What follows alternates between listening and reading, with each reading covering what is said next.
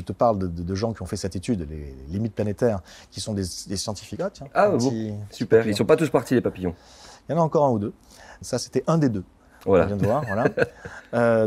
Oui, d'ailleurs, étude de 2017, étude allemande qui conclut que plus de 75% de la biomasse d'insectes volants en Europe du Nord a disparu entre 1989 et 2016, dont les papillons. Mais je referme cette parenthèse. Moi j'utilise un modèle, si tu veux, qui découpe le monde en sphères.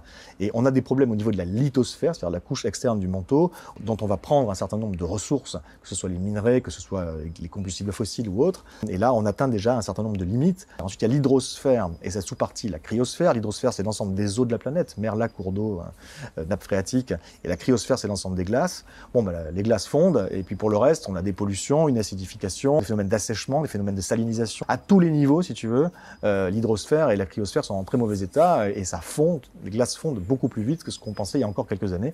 Ensuite, on a l'atmosphère. L'atmosphère, que ce soit la pollution, qui est la première, enfin pas la première, mais une des premières causes de mort selon l'OMS, bien devant le sida ou le paludisme.